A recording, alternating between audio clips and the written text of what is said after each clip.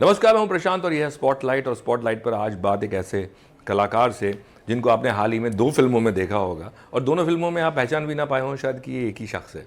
और उससे भी ज़्यादा मज़े की बात यह है कि इन 2 फिल्मों में तो आपने देखा ही है, लेकिन हाल फिलहाल कितनी फिल्मों में आपने उनको देखा भी, उनका काम भी सराहा।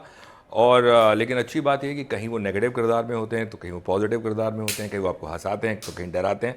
आप समझ गए होंगे मैं किसकी बात कर रहा हूँ। हमारे साथ बैठे हैं अभिषेक बनर्जी। बहुत बहुत शुक्रिया अभिषेक बात करने के लिए। Thank you so much. तो सबसे पहले तो मैं यही कहूँगा कि जो लोग बोल रहे हैं वेदा और स्त्री देखने के बाद, वो बिल्कुल सही बात है। मैं भी देखा तो मुझे लगा यार ये आदमी यहाँ यानी कि स्त्री 2 में एकदम अलग कॉमेडी, और दूसरी तरफ आप देखें हाँ एक ही चीज़ कॉमन है दोनों में, वेदा में और उसमें जा से ही नाम है, इसमें जना है उसमें जितेंद्र है। मैंने इनफैक्ट बोला था कहीं पे कि यार ये जे हाँ एक्चुअली दोनों फिल्मों का मुझे वो करना हो तो #जे राइट राइट। बट मुझे ये बताइए कि आपके जहन में भी शायद ये रहा होगा, ये तो शायद आपको ना पता होगा ये दोनों फिल्में एक साथ आएंगी, है ना, लेकिन जहन में ये ज़रूर रहा होगा कि यार एक तरफ मैंने ये जना किया है, उससे पहले आप हथौड़ा त्यागी कर चुके हैं, लेकिन ये थोड़ा सा सॉफ्ट भी है इस कैरेक्टर में। और ऐसा भी है कि बहुत देर तक ऑडियंस को नहीं पता लगता कि ये क्या करेगा, पॉजिटिव लगता है। तो इस तरह के कैरेक्टर में जब भी आप करते हैं नेगेटिव से कोई दूसरा नेगेटिव कैरेक्टर, जाहिर सी बात है आपको सोचना पड़ता होगा कि अलग हो पिछले वाले से। क्या जहन में उस वक्त चल रहा था, अगर मैं वेदा की बात करूं, कि उसको किस तरह से अलग बनाया जाए, क्योंकि विलेन ज़्यादातर लोग एक तरह से देखते हैं दर्शक जी। अब लोग कोशिश करने लगे अलग होने की। जी नहीं, मैंने जितेंद्र प्रताप सिंह को बस एक इंसान के तौर पे देखा। मैंने ये नहीं देखा कि वो विलन है या क्या है। इनफैक्ट अगर आप मुझसे पूछेंगे तो जब मैं वो कैरेक्टर कर रहा था तो मैंने अपने को बोला था कि जितेंद्र प्रताप सिंह अपने आप को हीरो मानता है, क्योंकि वो समाज का कल्याण करना चाहता है। वो अपने इलाके में ब्रोकली की खेती करना चाहता है। वो वहाँ पे नौकरियाँ जो हैं वो दिलवाना चाहता है लोगों को। वो शौचालय बना रहा है गांव के लिए। वो सारी चीज़ें कर रहा है जो कि एक प्रोग्रेसिव बंदा करता है। पर कहीं ना कहीं कुछ ऐसे कल्चरल वैल्यूज उसने मिस इंटरप्रेट कर लिए हैं, या उसके खून में है वो वैल्यूज जिसके अगेंस्ट वो नहीं जाता। राइट। और जहां से उसकी विलेनियत शुरू होती है, तो वो सोच की प्रॉब्लम है। वो वैसे सोच की प्रॉब्लम है जिस सोच से हम बहुत हजारों साल से हम जिसे कहते हैं जूझ रहे हैं। अब उसमें किसी एक इंसान को गलत ठहराना शायद गलत होगा जी। तो मैंने ये सोचा कि जितेंद्र प्रताप को अगर आप एंड में भी देखते हो तो जब एंड क्लाइमैक्स में भी आके बोलता है कुछ नहीं बदलेगा, सच्चाई तो वही। ये वहां पे बने हुए हैं ये सारे नियम जो भी हैं। तो ये जब सोच आपके अंदर होती है, जो हम लोग कभी कभार अपने क्षेत्र, अपने जाति, अपने धर्म के ऊपर एक तरह का एक प्राइड लेकर हम कोई भी काम करते हैं, तो वो एक सोच की दिक्कत है, राइट, जिसको मैं और आप नहीं बदल सकते। बट मुझे बताइए अभी जिस तरह का लोग कलेक्शन स्त्री 2 ने किया है, और 2 ही लोग हैं आप, एक आप हैं और एक दूसरी तमन्ना है जिनकी दोनों फिल्मों में है जी। तो क्या लोगों की रिएक्शन, आपको खुद क्या लग रहा है देखने के बाद कि आधी खुशी आधा थोड़ा सा है कि वेदा उतने अच्छे कलेक्शन नहीं कर पाई है? नहीं सर, मैं सच बताऊं तो मैं बिल्कुल भी दुखी नहीं हूं, और मैं एकदम निजी पॉइंट ऑफ व्यू से बोल रहा हूं। मुझे पता है कि प्रोड्यूसर्स को दुख हो रहा होगा, या उनको एक तरह का जिसे कहते हैं एक झटका लगा होगा। पर कभी कभार क्या होता है, कुछ फिल्में जो होती है ना उसको टाइम लगता है राइट ग्रो होने में। किसी ने नहीं सोचा था कि सुनामी, पिक्चर खराब नहीं होती है लेकिन सही टाइम नहीं होता है शायद रिलीज जी जी मुझे लगता है कि भेड़िया के साथ भी हुआ था। हाँ।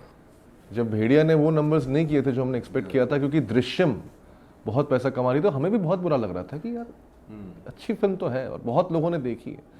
और आज जब स्त्री 2 में जब भेड़िया की एंट्री पे लोग सीटियां बजाते हैं, तो वो वाला जो दुख था ना वो कहीं ना कहीं खत्म हो जाता है। तो मुझे पता है कि वेदा का आज जो दुख है वो कुछ सालों में जब वो OTT पे आएगी, टीवी पे आएगी, लोग उसको देखेंगे और सराहेंगे, जो कि सराह रहे हैं लोगों ने। हाँ, सराहा सिनेमा हॉल में जाके सब मेरे को भी फिल्म अच्छी लगी। एग्जैक्टली। तो अपना पता है कि अगर अच्छी फिल्म बनी है तो उसकी जो लाइफ लाइन है ना, वो सॉरी लाइफ टाइम है ना, वो बढ़ जाती है। राइट। और मैं ऐसी फिल्मों का पार्ट रहना चाहता हूँ।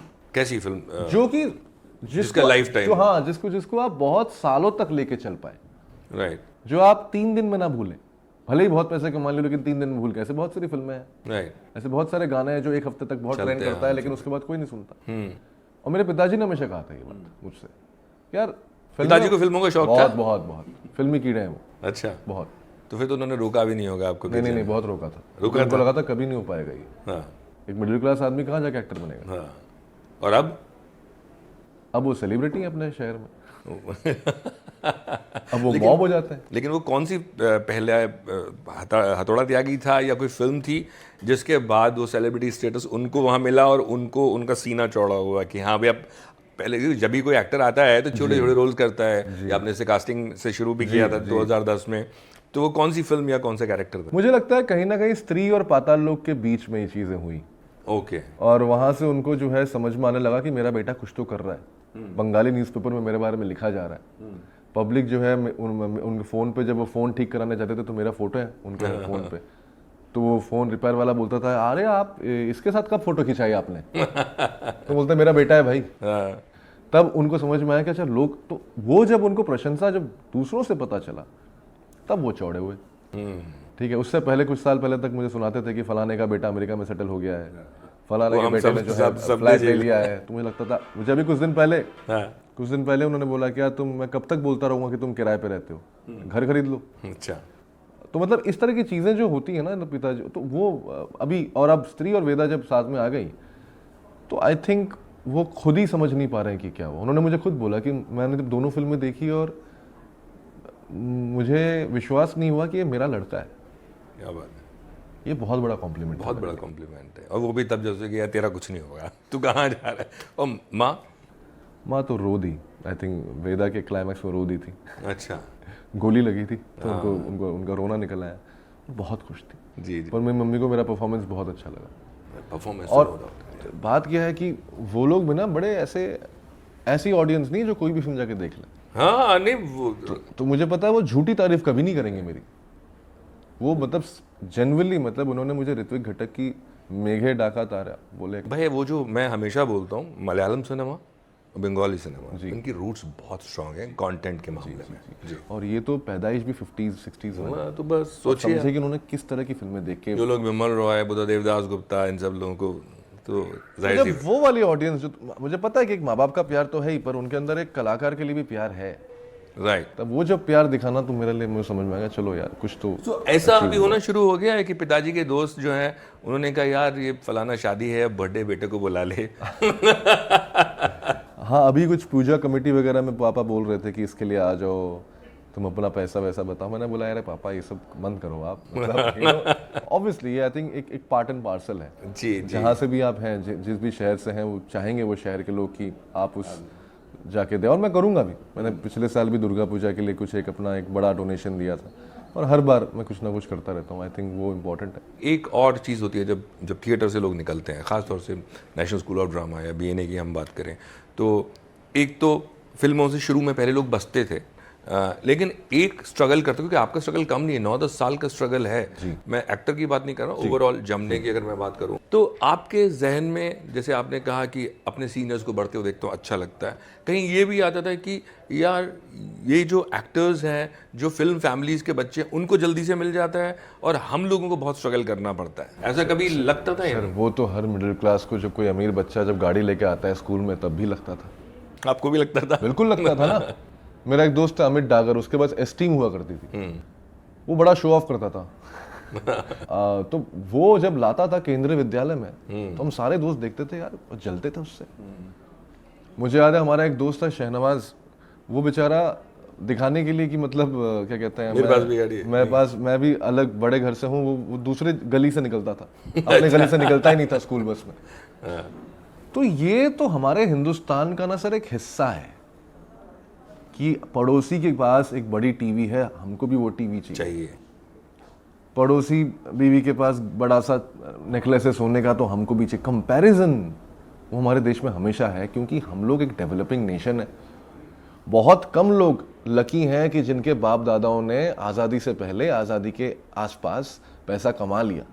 क्योंकि अगर आप देखेंगे कितना 75 साल के आसपास, मतलब जो भी 80 साल के आसपास, तो अब बात क्या है कि मतलब एक ही जनरेशन पीछे है जिन्होंने मतलब पैसा वैसा कमाया होगा उस टाइम पर। तो बहुत सारे, ज्यादातर हिंदुस्तानी जो हैं वो उस ऊंचाई तक पहुंचना चाहते हैं, वो उस एस्टीम तक पहुंचना चाहते हैं। तो ऑब्वियसली वो वो मुझे लगता है कहीं ना कहीं आपका काम भी करती है, आपको आगे धकेलती है, वो आपको धकेलती है, राइट। क्योंकि आप ये नहीं रो सकते कि यार इनको मिला हमें नहीं मिला, आपको लगता है हमें क्यों नहीं मिल सकता। बट एक चीज़ और होती है कि जब आप वहाँ होते हो, मुंबई में नहीं होते हो, तो वहाँ पे आप लोगों को क्या, हम सब लोगों को एक ये लगता है कि यार जो स्टार्स की लाइफ है ना बड़ी डिफरेंट होती होगी, ये फैमिलीज से हैं, फिल्म फैमिलीज से हैं, और शायद वो ज़िंदगी जो आप सिनेमा में ही देखी है आपने, बड़े बड़े घर जहाँ दो तरफ से सीढ़ियाँ जा रही हैं या उस तरह के, तो और फिर एक शायद ये भी होता होगा कि एटीट्यूड क्या है इन लोगों का। तो जब आप यहाँ पे आए और लोगों से मिले जो भी स्टार्स थे, तो आपके लिए आपको क्या महसूस हुआ कि नहीं यार ये तो वैसे ही हैं जैसे हम लोग हैं, या आपको लगा कि नहीं जो मैं सोचता था ये वैसे ही हैं? नहीं, अभी तक जितनों से भी मिला मुझे लगा ये तो यार। पहला कौन था?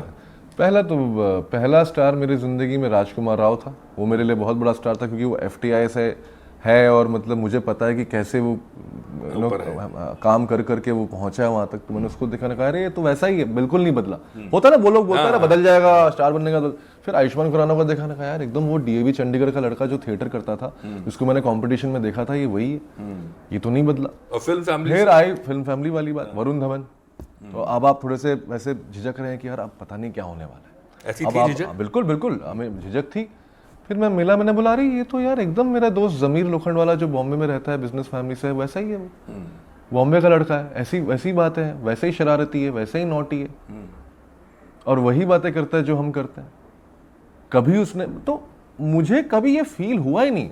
अब इन सब चीज़ों को, अब चलो इन सारे एक्टर्स के बाद एक्ट्रेसेस पे आते हैं। कृति सनन से मिला, श्रद्धा कपूर से मिला, भूमि पेडनेकर, नुसरत बलोच, जिनसे भी मिला, कियारा आडवाणी से फोन पे बात की, जिनसे भी मैंने मिला, मुझे लगा यार सब तो नॉर्मल ही है। आज तक किसी ने ये नहीं बोला कि यस वो तो हुआ नहीं। फिर मैं मिला इस सदी के सबसे बड़े महानायक बच्चन साहब से। बच्चन साहब जी जी। अब मुझे लगा कि यहाँ तो होगा, यहाँ तो कुछ ना कुछ तो होगा ऐसा डिफ्रेंशिएट। मैं सीधा ही जाके, मुझे लगा यार इतने बड़े कलाकार हैं, उम्र में बड़े भी हैं, जाके पैर छुला था। उन्होंने मुझे डांट दिया, ये क्या कर रहे हो? वो जानते थे आपको पहले से? नहीं। मैं उनके लिए को एक्टर था। और उन्होंने जब डांटा, मुझे लगा अरे यार ये तो मुझे डांट पड़ गई।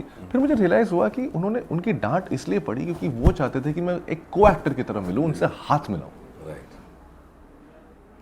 वो जब बात करते थे, उसके बाद जब चीजें सुधर गई, क्योंकि मैं उनके कॉलेज का ही, उन्हीं के थिएटर सोसाइटी का प्लेयर्स। तो रिभू दास गुप्ता जो डायरेक्टर, उन्होंने बोला सर ये प्लेयर्स का, अरे तुम प्लेयर्स को इधर आओ, I am very happy that you know players के बहुत सारे बच्चे आ रहे हैं, all that. And he started talking and I am like यार, I immediately felt my college senior है। मैं भूल गया वो अमिताभ बच्चन जी हैं। जी मेरे कॉलेज सीनियर की तरह थे। थोड़ी देर बाद देखा तो इलाहाबादी हैं वो। हाँ, वैसे ही बात कर रहे हैं, राइट। बैंक के खाते की बात कर रहे हैं, टैक्स की बात कर रहे हैं। कहा यार ये तो एकदम नॉर्मल इलाहाबाद का आदमी है। उन्होंने अपने रूट्स को नहीं छोड़ा है सर।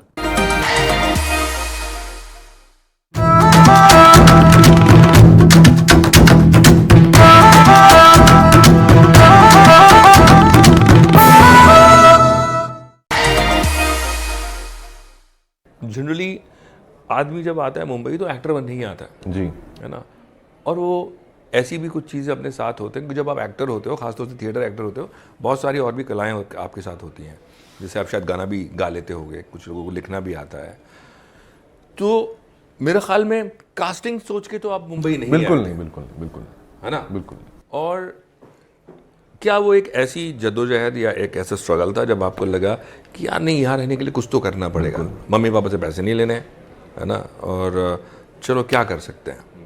लेकिन वहाँ पे भी स्ट्रगल कम नहीं है। बिल्कुल। कि कोई भी डायरेक्टर, अगर आप धर्मा जाएं या किसी भी चैनल, किसी यश राज में जाएं, और सब आपने किया क्या है भाई जो आपको कास्टिंग, आप हमें बताएंगे, आप कास्टिंग जानते हैं, क्या था वो, क्यों, किस स्टेज पे वो आपके थॉट आया? फर्स्ट स्टेज मतलब निकलते ही थिएटर खत्म किया। खत्म करने के बाद मैंने NDTV में काम किया। हाँ। क्योंकि मुझे लगा मुझे काम करना है, मुझे पैसे कमाने हैं, मुझे इस इंडस्ट्री से जुड़े रहना है। दूरदर्शन का एक सीरियल किया, हाँ, पैसे बटोरे। दिल्ली में पहले काम कितना पैसे लेके आए थे? मैं आया था सर कुछ 30,000 रुपये लेके, जहाँ तक मुझे याद है 30,000 के आसपास। और वो कितने दिन में ख़त्म हो गए थे? बहुत जल्दी खत्म हो गए थे। मतलब आपने आते ही घर लिया या किसी यार दोस्त के यहाँ? किसी यार दोस्त के यहाँ पे कुछ 1 हफ्ता रहा मैं। फिर वहाँ से मैंने क्या कहते हैं, पिताजी से थोड़े पैसे वैसे लिए थे, डिपॉजिट वगैरह दे के जो है मलाड में मैंने घर लिया। अच्छा। फिर मुझे लगा अब क्या करूँ, काम करना था, ऑडिशंस देने गया, देखा कुछ हुआ नहीं हुआ, जो भी है। फिर कास्टिंग एसोसिएट की तरह गौतम किशन चंदानी के साथ काम करने लगा। वहाँ से पैसे मिलने लगे पहली बार, 15,000 रुपये महीना। बहुत बड़ी बात थी मेरे लिए उस टाइम, 15,000 रुपये महीना। आई थिंक 20,000 था, जो भी 17,000 मिलता था। तो वो पैसे मुझे मिलने लगे, तो मुझे लगा चलो मेरा घर का रेंट निकल गया, सबसे बड़ी प्रॉब्लम, मेरा खाने का पैसा निकल गया। तो मैं बस कभी मैंने सोचा नहीं कि मुझे एक्टिंग कब मिलेगा। मुझे पता था कि मुझे एक्टिंग एक ना एक दिन तो मिलेगा।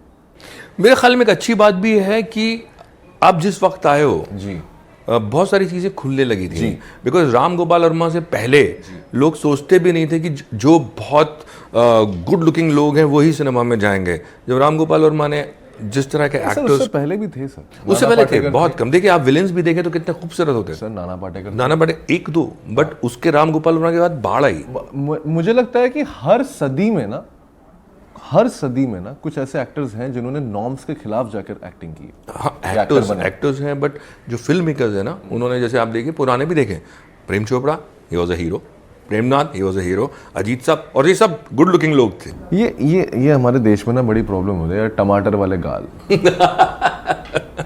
है। हम सब लोग जैसे कहते हैं, ज्यादातर हम लोग भूरे हैं या डस्की हैं, जैसे भी है, लेकिन हमको सबको चाहिए टमाटर वाले गाल। बीवी में भी वही देखते हैं हम लोग, और हीरो में भी वही देखते हैं, और विलन में भी वही देखते हैं। ये प्रॉब्लम है, और ये इस सोच को ही तो बदलना है। तो जो वो बदल गई का, बिल्कुल बदली है। और वो कल्चर का पार्ट होने का फायदा क्या है अगर आप इस चीज को ना समझें। तो ये आई थिंक, और मुझे क्या लगता है कि एज एन एक्टर जब आप एक्टिंग कर रहे होते हैं और आप कैरेक्टर में घुस जाते हैं और आपको मजा आने लगता है, तो ऑडियंस ने थोड़ी देर बाद भूल जाती है आप कैसे दिखते हैं। हाँ, बिल्कुल सही बात है ना। और हमने कितने सारे इंटरव्यूज में सुना है कि बच्चन सर ने खुद बोला कि उनके गले के बारे में मजाक उड़ाया गया, उनके हाइट के बारे में मजाक उड़ाया गया, लंबू लंबू बोलते थे उनको। जो वही लंबू जो है आज, मतलब लंबू पता नहीं कहाँ पहुंच गए। शाहरुख खान साहब ने बताया था कि मतलब उनके बालों को लेकर बड़ी चर्चा थी। मैंने इंटरव्यू सुनता हूँ ना, मैं इनके सुनता रहता हूँ। जूही चावला ने आई थिंक देख कर उनको बोला था कि अरे आमिर खान को ले लो। तो अब इतने बड़े स्टार के साथ भी ये हुआ है, हर स्टेज पे हुआ है। अजय देवगन जब आए होंगे तो उनके बारे में भी बिल्कुल हुआ था। रणवीर सिंह जब आए थे तो उनके बारे में बोला था इसको कौन ले लिया है। तो ये ना ये हम इम्पॉसिबल है टू अंडरस्टैंड कि क्यों होता है, क्योंकि ये हमारे सोसाइटी का पार्ट है। सोसाइटी का पार्ट शादी में भी ना सर ये देख रहे होते हैं कि कैसी लग रही है दुल्हन, कैसा लग रहा है दूल्हा। राइट, बिल्कुल सही बोल। तो खैर ये चीज़ें जो है अब ख़त्म हो गई, अच्छी बात है बहुत। और OTT के आने के बाद तो और भी बहुत फैलाव हो गया, और हर एक्टर आपके ऑफिस में कास्टिंग में मैं बैठा हुआ हूँ, और बाहर बहुत सारे एक्टर्स हैं जो आपके मिलना चाहते हैं, आपके साथ एक्टिंग की ट्रेनिंग करना चाहते हैं, और फिल्म चाहते हैं कि आप फिल्मों में कास्ट करें। तो मेरे ख्याल में जो आप लोगों ने झेला हो वो आप कोशिश करें कि वो लोग ना झेलें। वही कर रहे हैं सर। जी। और all the best for your future projects Thank you, और for your casting company. Thank you. Thank you.